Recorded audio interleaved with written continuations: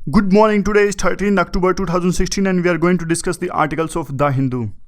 जो हमारा पहला आर्टिकल है वो मेंस के लिए शायद इतना ज़रूरी नहीं है, ये प्रीलिम के लिए ज़्यादा ज़रूरी है आर्टिकल, लेकिन डिस्कस कर लेते हैं इसमें दो तीन बातें जो इंपॉर्टेंट है प्रीलिम के दृष्टिकोण से। लक्ष्मीकांत में आपने पढ़ा होगा स्टेट में जितने भी डिसीजन लिए जाते हैं, सारे स्टेट में डिसीजन जो लिए जाते हैं गवर्नर के नाम पे लिए जाते हैं, लेकिन वो डिसीजन गवर्नर खुद से नहीं लेते। वो डिसीजन गवर्नर द्वारा लिए जाते हैं with the aid and advice of the council of the ministers headed by the CM. यानी जब सीएम काउंसिल ऑफ मिनिस्टर्स मिलकर गवर्नर को ये कुछ सलाह देंगे तभी गवर्नर वो डिसीजन लिए जाएंगे।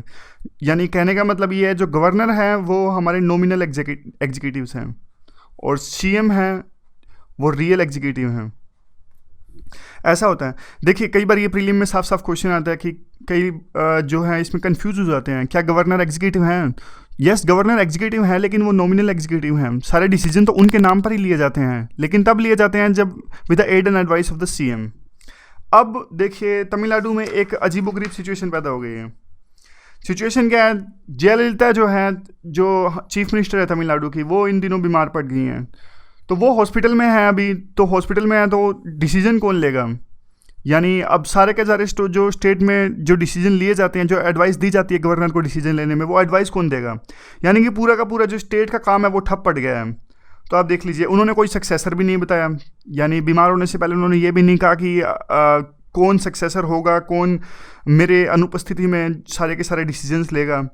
तो स्टेट में एक तरह का डिसएरे प्रोड्यूस हो गया। डिसएरे मतलब कि देखिए अब जो है जो डेमोक्रेटिकली इलेक्टेड जो एमएलएज और कैबिनेट मिनिस्टर्स हैं वो डिसीजन नहीं ले पा रहे हैं, लेकिन अब जो शीला बालकृष्णन यानी एडवाइज़र थी, पूरा एडवाइज़र और फिलहाल के एडवाइज़र जो हैं तमिलनाडु के चीफ मिनिस्टर की, वो और चीफ सेक्रेटरी, ये सारे के सारे इंपॉर्टेंट डिसीजंस ले रहे हैं। तो ये तो हमारी डेमोक्रेसी के खिलाफ है ना, कि जो डेमोक्रेटिकली इलेक्टेड पीपल हैं वो डिसीजन नहीं ले रहे हैं और जो वैसे चुने हुए लोग नहीं है वो डिसीजन ले रहे हैं। तो अभी गवर्नर ने क्या किया? गवर्नर ने एक काम किया, जो जयललिता के सारे पोर्टफोलियोज हैं, यानी कि सारे डिपार्टमेंट्स जैसे होम डिपार्टमेंट और जो भी उनके पास थे, वो एक सीनियर कैबिनेट मिनिस्टर जो पहले भी सीएम रह चुके हैं उनकी अनुपस्थिति में, जब जेल हुई थी जयललिता को थोड़े टाइम पहले, तो पनीर सेल्वम इनको सीएम बनाया गया था। तो अभी गवर्नर ने सारे के सारे पोर्टफोलियोज इनको दे दिए हैं, पनीर सेल्वम को। और देखिए ये वैसे तो प्राग्मेटिक है। प्राग्मेटिक ऐसे है क्योंकि अब ना तो वो सीएम बने, यानी पनीर सेल्वम में ना तो ये सीएम बने, लेकिन सारा का सारा जो सीएम का काम है अब वो ये देखेंगे पनीर सेल्वम, यानी कैबिनेट को प्रेसिडाइज भी करेंगे। यानी अगर कैबिनेट की मीटिंग होती है तो ये उसको हेड करेंगे। इवन 1984 में भी ऐसा ही हुआ था। 1984 में भी सेम सिचुएशन आई थी जब एमजीआर या रामाचंद्रन वो भी बीमार पड़ गए थे। तब हुआ क्या था, तब जो हमारे गवर्नर थे उस टाइम के तमिलनाडु के एस एल खुराना, तो उन्होंने भी सेम किया था। जो एमजीआर के जो पोर्टफोलियोज हैं वो वीआर को दे दिए थे और कहा था कि आप ही कैबिनेट मीटिंग्स को हेड कीजिए, प्रेसिडाइज कीजिए। तो इस बारे में डीडी बसु क्या कहते हैं?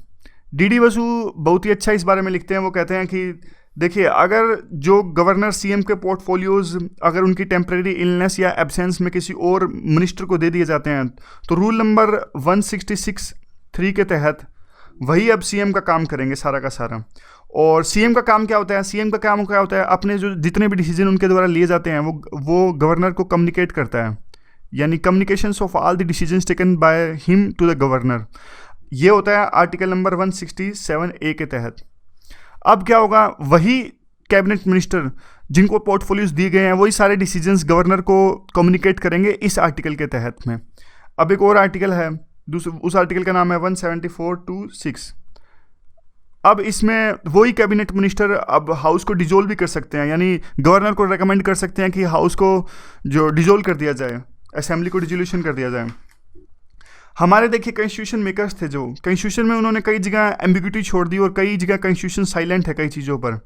उन्होंने ये सोचा उस टाइम पे कि वो सिर्फ वर्ड्स के द्वारा सिचुएशन को कंस्ट्रेन नहीं करना चाहते थे, वो कुछ तो हमारी बुद्धिमत्ता पर छोड़ देना चाहते थे कि आने वाले टाइम में जो भी हो वो आने वाले बंदे डिसाइड कर लें। लेकिन अब ऐसा टाइम आ गया कि ऐसा कॉन्स्टिट्यूशनल क्राइसिस ना पैदा हो, यानी एक कन्वेंशन बन जाए। जब भी सीएम बीमार पड़ जाए या सीएम की अनुपस्थिति हो तो सीनियर मोस्ट मिनिस्टर, यानी अब जयललिता की अनुपस्थिति में सीनियर मोस्ट मिनिस्टर थे पनीर सेल्वम, तो वो ऑटोमेटिक काम करने लगे, यानी सीएम पद की शपथ ना ग्रहण करें लेकिन वो सीएम का काम करने लगे। तो ये आर्टिकल था अभी का। अब अगला आर्टिकल डिस्कस कर लेते हैं। अगला आर्टिकल जो है वो यमन से रिलेटेड है। कल ही हमने ये आर्टिकल डिस्कस किया था, लेकिन फिर भी जल्दी जल्दी एक कुछ डिस्कस कर लेते हैं, एक दो बात क्या आपको नहीं मिले। देखिए, सऊदी अरेबिया ने यमन में वार किया हुआ है और 18 महीनों से वो वार चल रहा है। मास कैजुअलिटीज़ वहाँ पर हुई हैं, इवन सिविल सेंटर्स पर भी बमबारी कर रहे हैं वो। अभी हाल ही में एक दोबारा एयर स्ट्राइक्स की थी, उसमें भी 140 पीपल की डेथ हो गई थी। और सऊदी अरेबिया देखिए पहले से ही यमन गरीब देश है, तो और सऊदी अरेबिया और ज़्यादा बमबारी कर रहा है, तो वार क्राइम्स कर रहा है वहाँ पर बहुत ज़्यादा, और कोई इसका विरोध भी नहीं कर रहा है। सऊदी अरेबिया पर इसका कोई फ़र्क भी नहीं पड़ रहा है कि कितने जाने जा रही हैं, कुछ असर ही नहीं होता सऊदी अरेबिया पर। सऊदी अरेबिया क्यों कर रहा है वो भी हमने कल डिस्कस किया था, क्योंकि वहाँ पे एक गवर्नमेंट थी, सऊदी अरेबिया का साथी आदमी यानी हदी वहाँ पर गवर्नमेंट चला रहा था। और सऊदी अरेबिया कहता है कि ये इंटरनेशनल मॉनिटर्ड इलेक्शन हुए थे और हदी एक डेमोक्रेटिकली इलेक्टेड बंदा था, उसको हटा दिया है हती रिबल्स ने। हती रिबल्स जो हैं, ये जो बंदे हैं ये ईरान सपोर्टेड हैं, ये सियाज हैं और ये सुन्नी था, सऊदी अरेबिया भी सुन्नी है। ये कल हमने डिस्कस किया था सब। तो सऊदी अरेबिया को अच्छा नहीं लगता कि उसका बिल्कुल पड़ोसी देश यानी यमन के साथ बॉर्डर लगता है सऊदी अरेबिया का, तो सऊदी अरेबिया को अच्छा नहीं लगता कि उसका बिल्कुल पड़ोसी देश उसका दुश्मन हो जाए, यानी हती रूबल्स का रूल वहाँ पर यमन में हो जाए, इसलिए वहाँ पर वार कर रहा है, वहाँ पर स्ट्राइक्स कर रहा है सऊदी अरेबिया। ये देखिए यमन में सिचुएशन बहुत ही ख़राब है। और अगला जो बात आती है, देखिए कितना नुकसान वहाँ पर हुआ है सऊदी अरेबिया के एयर स्ट्राइक से। ह्यूमैनिटेरियन क्राइसिस वहाँ पर पैदा हो गया है। अभी तक 10 लाख लोगों की जानें जा चुकी हैं, 10,000 लोगों की जानें वहाँ पर जा चुकी हैं। और इवन स्ट्रेटेजिक हिसाब से भी एक फेलियर है। देखिए अभी तक मैंने आपको बताया कि पहले से वो गरीब कंट्री है, हेल्थ केयर सिस्टम उनका बहुत ज़्यादा डाउन है, डामाडोल है, इकोनॉमी उनकी बहुत ख़राब है, क्योंकि वो एग्रीकल्चर डोमिनेटेड स्टेट है, कंट्री है, और वहाँ पर तेल नहीं है सऊदी अरेबिया जैसे। और मोस्टली जितनी भी जाने गई हैं वो सिविलियंस की गई हैं, और एक तरह से यू कैन से डैट पूरे कंट्री को तहस नहस और तबाह करके रख दिया है सऊदी अरेबिया ने। अब देखिए स्ट्रेटजी के हिसाब से भी ये जो है मिशन पूरा का पूरा ख़राब है। कैसे? देखिए 18 महीने हो गए, 18 महीने हो गए और अभी तक जो हती रिबल्स हैं उनका बाल भी बांका नहीं कर सका सऊदी अरेबिया, यानी कैपिटल सिटी में हती रिबल्स ने कब्जा कर रखा है। वो सिर्फ रिबल्स हैं और सऊदी अरेबिया के पास में इतनी एयर पावर है, इतनी फोर्सेस है, फिर भी वो हती रिबल्स को कैपिटल सिटी जो सना है वहाँ से भी नहीं हटा पा रहे हैं। तो इसका मतलब देख लीजिए 18 महीनों कितना बड़ा फेलियर है। बस लोग ही मर रहे हैं, सिविलियंस को ही मार रहा है वो, हती रिबल्स पर तो कुछ असर हो नहीं रहा है। इवन ह्यूमन कैजुअलिटीज़ इतनी ज़्यादा हो रही हैं। यानी देखिए कभी भी आप किसी दूसरे देश में वार करते हो किसी पर्पज से, तो आप ये इंश्योर करते हो कि ह्यूमन कैजुअलिटीज़ कम से कम होनी चाहिए। यहाँ तो सिर्फ ही ह्यूमन्स मर रहे हैं, यानी सिविलियंस ही मर रहे हैं, यानी रिबल्स पर तो कोई असर नहीं पड़ रहा। तो स्ट्रेटेजिक हिसाब से भी ये पूरा का पूरा फेलियर आप कह सकते हैं इसे। और क्यों कर रहे हैं? कर तो वो इसीलिए रीजन हम ऑलरेडी डिस्कस कर चुके हैं, ईरान सपोर्टेड जो हती रिबल्स हैं इसलिए। तो मतलब देखिए आप पूरा का पूरा अपने वो जियो स्ट्रेटेजिक फ़ायदे के लिए, जियो स्ट्रेटेजिक फ़ायदे ही तो देख रहा है सऊदी अरेबिया। उसको लगता है कि बिल्कुल पड़ोसी देश है यमन, तो यहाँ दुश्मन की सत्ता नहीं आनी चाहिए। इस थोड़े से फ़ायदे के लिए एक पूरी की पूरी कंट्री को उसने तबाह करके रख दिया है। इवन वाशिंगटन यानी यूएस भी इसमें साथ दे रहा है। यूएस कैसे साथ दे रहा है? तो देखिए एक तो वो इंटेलिजेंस में सपोर्ट कर रहा है यूएस, इनको इंटेलिजेंस दे रहा है और जो भी ट्रैकिंग ट्रुकिंग होती है फ़ोन्स की उन सब की। दूसरा भी देखिए इस सिचुएशन में अगर यूएस सऊदी अरेबिया को 60 बिलियन का arms package, arms deal sign होती है, तो साफ साफ एक सऊदी अरेबिया को सपोर्ट करने बराबर ही है। यूएस वहाँ पे तो देखिए सपोर्ट करता है, रसिया को कहता है कि आप एलोपो में बमबारी मत कीजिए। सीरिया के साथ जो बातचीत चल रही है सीरिया के मुद्दे पर, वो यूएस ने सस्पेंड कर दिया। क्यों? क्योंकि वो कहता है कि रसिया बमबारी कर रहा है एलोपो सिटी में, किसके लिए? असद के लिए, असद को ज़्यादा से ज़्यादा टेरिटरी दिलवाने के लिए। और यहाँ पे यूएस सऊदी अरेबिया को सपोर्ट कर रहा है, तो देखिए गलत है। दोनों के दोनों इशू को जल्द से जल्द सोल्व किया जाना चाहिए, और जो सीज फायर की आवश्यकता है तुरंत सीज फायर किया जाए, ना सिर्फ एलोपो में, यहाँ भी सऊदी अरेबिया में भी, यहाँ यमन में भी, ताकि जल्द से जल्द शांति स्थापित की जा सके। जो अगला आर्टिकल है हमारा, ये आर्टिकल ज़्यादा इंपॉर्टेंट नहीं है। शुरू में पढ़ने में लग रहा था काफ़ी इंपॉर्टेंट आर्टिकल है यूएन से रिलेटेड, लेकिन बाद में बिल्कुल पहले पैराग्राफ के बाद में इन्होंने सारा का सारा यही बताया कि जो नए अभी यूनाइटेड नेशन सिक्योरिटी जनरल जो बने हैं गुटरेसिस, यानी पुर्तगाल के जो पूर्व प्राइम मिनिस्टर हैं, कैसे कैसे इनका इलेक्शन हुआ, पूरी की पूरी पॉलिटिक्स इन्होंने दे रखी है कि कौन से देश इनके पक्ष में थे, कौन से देश इनके खिलाफ में थे, और कौन से कैंडिडेट्स साथ में थे। तो ये पूरा आर्टिकल है, लेकिन इंपॉर्टेंट नहीं है। अगला जो आर्टिकल है वो हमारा ब्रिक्स से रिलेटेड है। अभी देखिए ब्रिक्स का समिट होने वाला है फिलहाल, 16-17 अक्टूबर को गोवा में, इस बार हमारे इंडिया में होने वाला है गोवा में ब्रिक्स का समिट। फिलहाल हमारे जो फॉरेन रिलेशंस हैं काफ़ी डामाडोल है। पाकिस्तान के साथ देखिए हमारे रिलेशन पूरे गर्त में हैं, सार्क भी सांस लेने में दिक्कत आ रही है सार्क को, और चाइना भी रह रह के हमें तंग करता रहता है। चाइना ने मसूद अजहर के मुद्दे पर वीटो कर दिया, एनएसजी के मुद्दे पर हमारी एप्लीकेशन सफल नहीं होनी थी, तो रह रह कर चाइना हमें तंग करता रहता है। रशिया भी देख लीजिए, रशिया के साथ हमारे रिलेशन, हम यूएस के साथ ज़्यादा इंक्लाइंड हो रहे हैं, तो हमारा पुराना साथी रशिया नाराज़ हो रहा है इससे, और वो पाकिस्तान के साथ हमने संबंध इंक्रीज़ कर रहे हैं। तो ये सारा आर्टिकल इसी पे है। ये देखिए इस बार हमारे यहाँ पे इंडिया में है ये सार्क का समिट। तो आगे क्या कहता है इस आर्टिकल में, तो देखिए इस बार जो ब्रिक्स की मीटिंग है काफ़ी इंपॉर्टेंट है, क्योंकि ना सिर्फ मल्टीलेटरल के हिसाब से इंडिया अपने बायलेटरल रिलेशन भी इससे ठीक करना चाहेगा, चाइना के साथ में भी और रशिया के साथ में भी। इवन जो इंडिया इसमें बिम्स्टेक और जो इब्सा है उनके लिए भी इम्पोर्टेंट है। इंडिया उनके पोटेंशियल को भी साधना चाहेगा, इनकी भी इंपॉर्टेंस बढ़ाना चाहेगा, और इनके जो इस प्लेटफॉर्म को भी यूज करना चाहेगा अपनी फॉरेन पॉलिसी को असर्ट करने के लिए। फिलहाल देखिए हमारी गवर्नमेंट साफ साफ ये संकेत दे रही है कि हम वेस्ट की तरफ जा रहे हैं, वेस्ट की तरफ ज़्यादा इंक्लाइंड हो रहे हैं। कैसे, देख लीजिए यूएस के साथ में हम लिमोआ साइन कर रहे हैं एक दूसरे के बेसिस को यूज़ करने के लिए, और वेस्ट की तरफ देखिए आप देख लीजिए यूएस के साथ हमारी इंगेजमेंट कैसे बढ़ रही है हर सेक्टर में, डिफेंस में देख लीजिए आप, और काउंटर टेररिज्म में देख लीजिए। आजकल तो इवन क्लाइमेट चेंज में भी, क्लाइमेट चेंज में तो दोनों देशों की कभी नहीं बनती थी, अब तो क्लाइमेट चेंज में भी बनने लगी है। और भी देख लीजिए आप चाइना के मुद्दे पर, और जो इस्लामिस्ट जो टेररिस्ट हैं वो मतलब टेररिस्ट कैसे इस्लाम का यूज कर रहे हैं, इस मुद्दे पर भी हमारी जो है कन्वर्जेंस बढ़ती जा रही है। देखिए वेस्ट के साथ यारी दोस्ती तो अच्छी चीज़ है, कोई बात नहीं, आप वेस्ट के साथ यारी दोस्ती बढ़ाइए, because India seeks to change the world order using the engagement with the west and achieve its global power status. लेकिन इसका मतलब ये नहीं कि आप चाइना और रशिया के साथ में डिसएंगेजमेंट बढ़ा लो, इनके साथ में भी आपको एंगेज करते रहना है, यानी इनके साथ दोस्ती आपको छोड़नी नहीं है। अब चाइना तो देख लीजिए आपका पड़ोसी है, इतना बड़ा बॉर्डर आप इनके साथ शेयर करते हो, तो इनके साथ खराब रिलेशन डेफिनेटली आप अफोर्ड नहीं कर सकते। और कल को टेक्नोलॉजी परस्यूट देख लीजिए आपका, और रशिया तो आपका पुराना साथी है, कैसे 1971 की ट्रीटी में जिसकी वजह से आप बांग्लादेश वार जीते थे, रशिया ने हमारा साथ निभाया था। रशिया पुराना हमारा रिलायबल पार्टनर रहा है। तो आप वेस्ट के साथ एंगेज हो रहे हो, तो आप इन दोनों देशों के साथ में आपको एंगेजमेंट डेफिनेटली नहीं घटानी चाहिए। और कई मुद्दों पे तो हमारी कन्वर्जेंस भी है। कन्वर्जेंस कौन से मुद्दों पर है हमारी, देखिए वैसे तो बहुत सारे मुद्दे हैं, लेकिन इन्होंने आर्टिकल में एक एग्जांपल दिया है, नॉन इंटरवेंशन। ये नॉन इंटरवेंशन क्या है, देखिए सिंपल टर्म्स में आपको बताता हूँ, डिस्कस करते हैं हम। जो वेस्टर्न कंट्रीज हैं जैसे यूएस, ये क्या करते हैं मिडिल ईस्ट या फिर जो भी जगह अफ्रीका जैसी कंट्रीज़ में जो भी रूलर या फिर कोई भी ऑटोक्रेट या जो भी बंदा है किसी कंट्री का, वो इनको पसंद नहीं आता, तो ये क्या करते हैं यूएस वाले, वो क्या करते हैं डेमोक्रेसी के नाम पे, ह्यूमन राइट्स के नाम पे वहाँ पे अटैक कर देते हैं। आप सीरिया तो नहीं, चलो इराक का एग्जांपल ले लीजिए, बम के नाम पे, यानी उन्होंने कहा कि केमिकल वेपन से इन्होंने इराक में सद्दाम हुसैन पर हमला कर दिया, क्योंकि इनको यूएस को ये पसंद नहीं था आदमी सद्दाम हुसैन। इवन लीबिया में देख लीजिए आप, लीबिया में गद्दाफी था, गद्दाफी की यूएस के साथ नहीं बनती थी, तो यूएस ने वहाँ पे अटैक कर दिया। कहा किस नाम पे कि वहाँ पे ह्यूमन राइट्स का वायलेशन हो रहा है डेमोक्रेसी के नाम पे। इवन सीरिया में देख लीजिए, सीरिया में तो बात अड़ गई, वो भी असद को अमेरिका वाले यहाँ से हटाना चाहते थे, लेकिन वो तो बात अड़ गई, रशिया ने यहाँ सपोर्ट कर दिया, ईरान ने यहाँ पे सपोर्ट कर दिया, तो इनकी चली नहीं यूएस वालों की।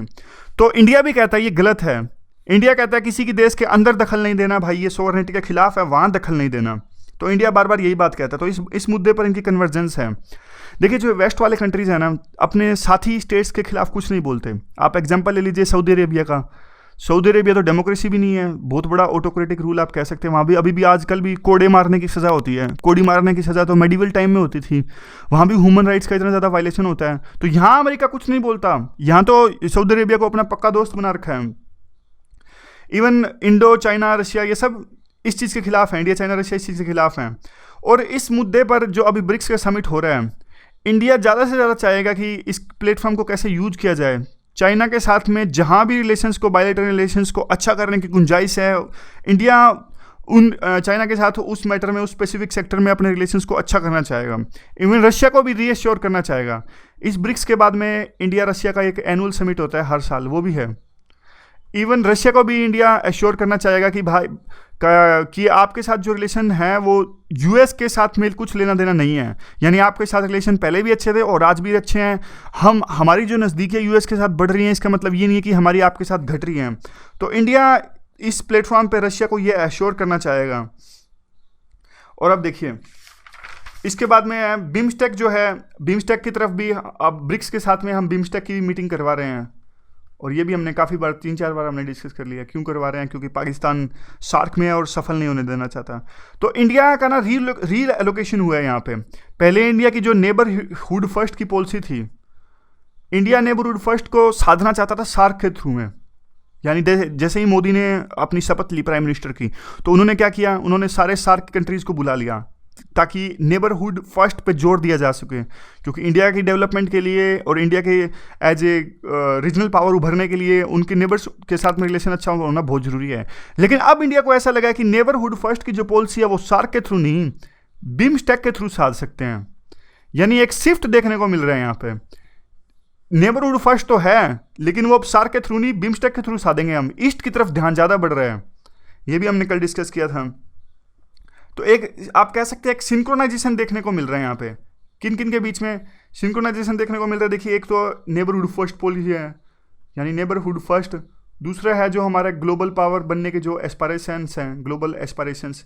और तीसरा जो है यहाँ पे जो ब्रिक्स हैं, ब्रिक्स का भी एक मल्टी वर्ल्ड ऑर्डर चाहता है। जो इन सब के पीछे एक सिंक्रोनाइजेशन देखने को मिल रहा है, यानी एक पंथ 3-4 काज। और इंडिया एज ए ना इंटरलोक्यूटर का काम करना चाहता है। बिम्स्टेक को बुला के इंडिया ब्रिक्स और बिम्स्टेक इनके बीच में ना इंटरलोक्यूटर का काम करना चाहता है। और इप्सा के बारे में अब थोड़ा डिस्कस कर लेते हैं। देखिए, इप्सा बना था 2008 के आसपास शायद बना था ये, और क्लाइमेट चेंज की नेगोशिएशंस हो रही थी। तो ये तीन डिफरेंट कॉन्टिनेंट से सामने आए थे। यानी इंडिया आया था एशिया से, ब्राज़ील साउथ अमेरिका से, साउथ अफ्रीका अफ्रीका कॉन्टिनेंट से। ये 3 कंट्रीज़ सामने आई मिलकर, तीनों की तीनों डेमोक्रेसीज हैं, तीनों की तीनों डेवलपिंग है। और एक साउथ साउथ कोऑपरेशन की उन्होंने बात की, साउथ साउथ कोऑपरेशन।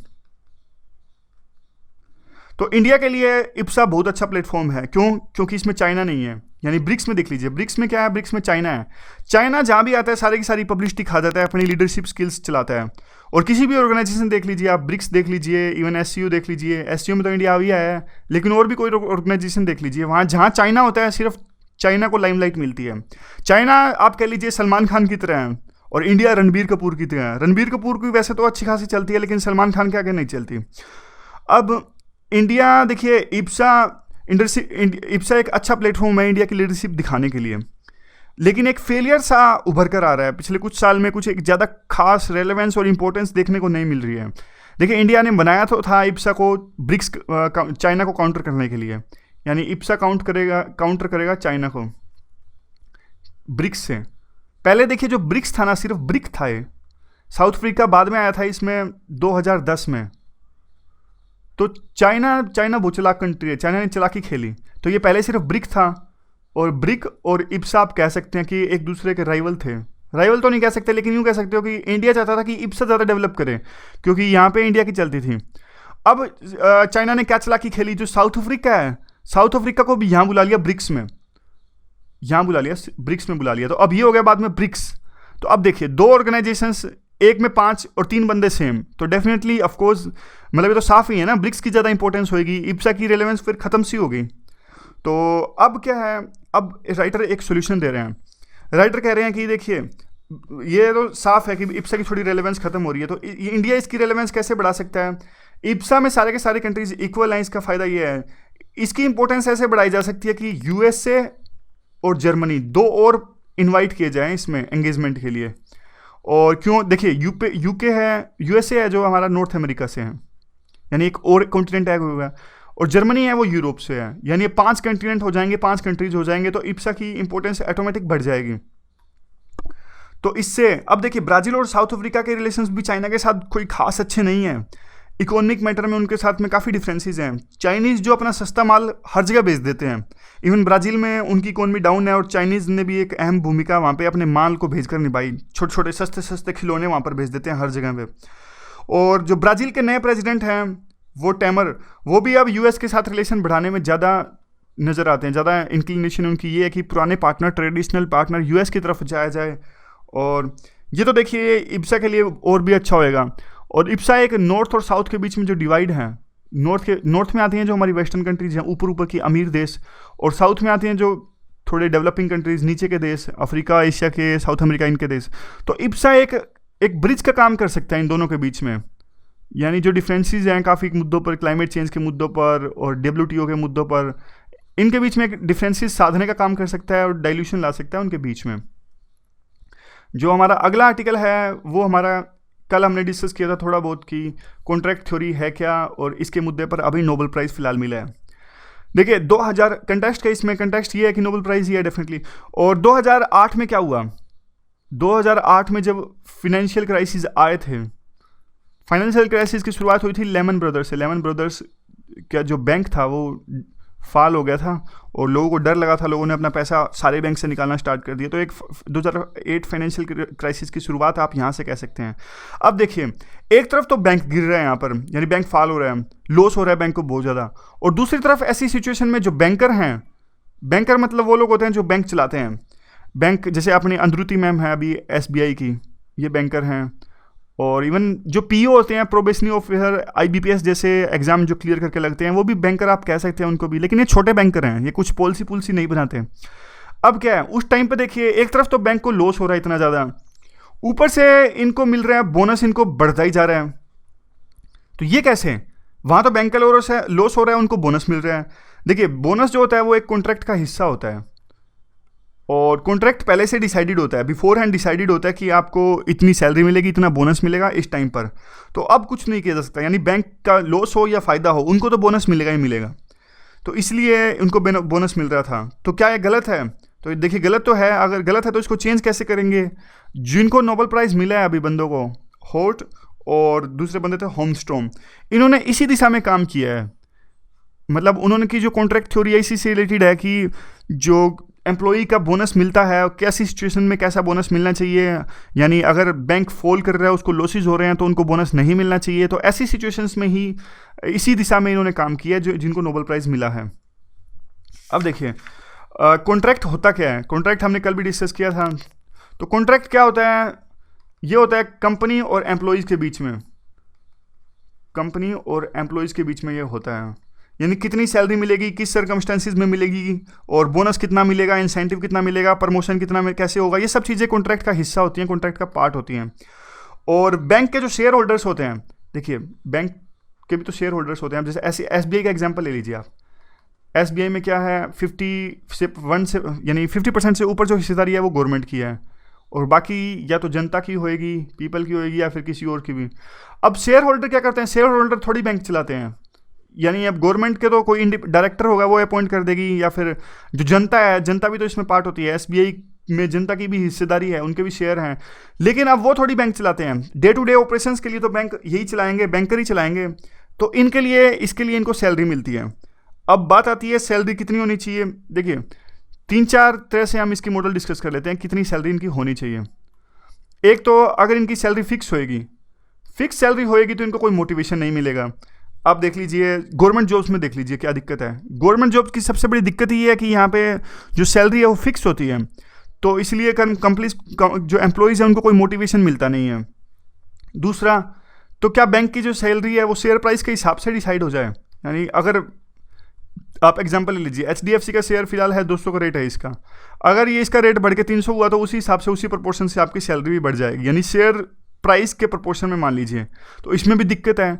इसमें क्या दिक्कत है, इसमें तो देखिए दिक्कत ये है कि जो एम्प्लॉयज़ हैं वो सिर्फ शॉर्ट टर्म प्राइस देखेंगे, वो सोचेंगे कि जल्दी से ऐसा कुछ किया जाए कि शेयर का जो प्राइस है वो अभी बढ़ जाए, 1 हफ्ते के लिए, 1 महीने के लिए, 1 साल के लिए अभी बढ़ जाए, 200 से 300 हो जाए, ताकि मेरी सैलरी बढ़ जाए। और लॉन्ग टर्म के लिए घटे बढ़े मुझे कुछ लेना देना नहीं है। तो इसमें भी एक कन्फ्लिक्ट ऑफ इंटरेस्ट आ जाता है, क्योंकि ओनर जो वो ये चाहता है कि लॉन्ग टर्म स्टेबिलिटी आए, लॉन्ग टर्म शेयर के प्राइस अच्छे हों, और जो बैंकर है वो ये चाहता है कि नहीं अभी के लिए बढ़ जाए 1-2 साल के लिए, ताकि मेरी सैलरी अगर ठीक हो जाए बाद की बाद में देखेंगे, ये देखते रहेंगे। तो कन्फ्लिक्ट ऑफ इंटरेस्ट आप कह सकते हैं।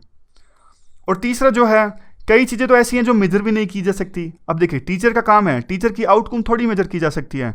अब टीचर तो स्टूडेंट को पढ़ाना होता है टीचर को। अब टीचर का काम होता है कि ऑल राउंड डेवलपमेंट लाई जाए स्टूडेंट के अंदर में। यानी कि अब सिर्फ अगर टेस्ट के बेस पे अगर टीचर की सैलरी डिसाइड होने लगी, सिर्फ टेस्ट के, अगर बच्चों के टेस्ट में ज़्यादा नंबर आए तो आपकी सैलरी ज़्यादा, तो इससे होगा क्या? इससे तो टीचर अच्छा काम करेगा नहीं। टीचर तो सिर्फ टेस्ट पे जोर देगा, फोकस उसका सिर्फ टेस्ट रहेगा। यानी ऑल राउंड डेवलपमेंट जो टीचर का असली काम होता है वो भूल जाएगा टीचर। तो यहाँ भी दिक्कत है। तो कॉन्ट्रैक्ट होना कैसे चाहिए? परफेक्ट कॉन्ट्रैक्ट हो क्या सकता है? सबसे पहले तो नोबल लॉरियट्स ने ये कहा कि देखिए कोई परफेक्ट कॉन्ट्रैक्ट नहीं होता है। और दूसरी जो है कि जो एम्प्लॉई की सैलरी है वो कैसे डिसाइड की जाए? देखिए वो कहते हैं कि सिर्फ अपनी शेयर प्राइस के हिसाब से ना डिसाइड किया जाए। यानी अब जो बैंकर है उसकी तनख्वाह सिर्फ HDFC के जितना शेयर का प्राइस है उसी हिसाब से ना डिसाइड किया जाए। अब कल को ऐसा भी तो हो सकता है ना कि बैंकिंग सेक्टर के सारे की सारी शेयर मार्केट में बैंकिंग सेक्टर के रेट ऑटोमेटिक ऊपर जा रहे हैं। यानी गवर्नमेंट की पॉलिसी ऐसे है कि ऑटोमेटिक बैंकिंग सेक्टर के शेयर हैं वो अच्छे हो रहे हैं। यानी बैंकर का कोई रोल ही नहीं है इसमें। तो आप रिलेटिव दूसरे कंपनीज के भी प्राइस देखो। यानी HDFC के किसी बैंकर की एग्जीक्यूटिव की अगर सैलरी डिसाइड हो रही है शेयर प्राइस से, तो वो ICICI बैंक के यानी दूसरी कंपिटिटिव कंपनीज के, सिमिलर कंपनीज के शेयर प्राइस भी देखेगा तब जाके, यानी आइसोलेशन में नहीं, दूसरे कंपिटिटिव और रिलेटिव कंपनीज के शेयर प्राइस भी देखो, तब जाके आप बैंकर की सैलरी और बोनस डिसाइड करो। और दूसरा, देखिए कई बार ऐसी सिचुएशन होती है कि कॉन्ट्रैक्ट में सब कुछ डिसाइड नहीं होता है। यानी पहले से कुछ फिक्स नहीं होता कि कॉन्ट्रैक्ट में कुछ, कॉन्ट्रैक्ट ऐसा होता है, कॉन्ट्रैक्ट में वैसे तो सब कुछ लिखा जाता है, लेकिन फ्यूचर में कुछ ऐसी सिचुएशन आ जाती है कई बार कि उसका वर्णन कॉन्ट्रैक्ट में नहीं होता है कि ऐसी सिचुएशन को कैसे हैंडल किया जाए। तो अब जब भी ऐसी सिचुएशन आती है जिसका कोई भी उल्लेख नहीं है कॉन्ट्रैक्ट के अंदर में, तो होना क्या चाहिए? ये सिर्फ पार्टी डिसाइड कर लें, पार्टी या फिर बंदा, कि कल को ऐसी कोई सिचुएशन या ऐसी कोई बात आ जाती है जिसका कॉन्ट्रैक्ट में उल्लेख नहीं है, तो ये पार्टी और या फिर ये बंदा उस विवाद को सुलझाने में मदद करेगा। यानी पार्टी पहले से डिसाइड कर लो कि कल को कोई भी विवाद होता है तो ये बंदा हमारी सहायता करेगा, बस फिर कॉन्ट्रैक्ट में कोई दिक्कत आएगी नहीं। यानी पार्टी पहले से डिसाइडेड है कि कल को कोई दिक्कत आ जाए तो हम इस पार्टी के पास जाएंगे, ये हमारी कॉन्ट्रैक्ट में सुलझाने में मदद करेगा अगर कोई भी विवाद है तो। कम से कम देखिए जो कॉन्ट्रैक्ट है यही डिसाइड कर लो कि बंदा कौन सा है, बस यही बात है दोबारा से।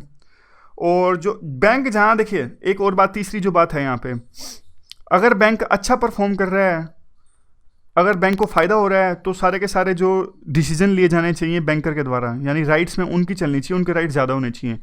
अगर बैंक का लॉस हो रहा है यानी डाउनफॉल हो रहा है, तो सारे शेयर होल्डर्स हैं, जो ओनर्स हैं, उनके द्वारा जो सारे राइट्स इनकी तरफ ज़्यादा केंद्रित होने चाहिए।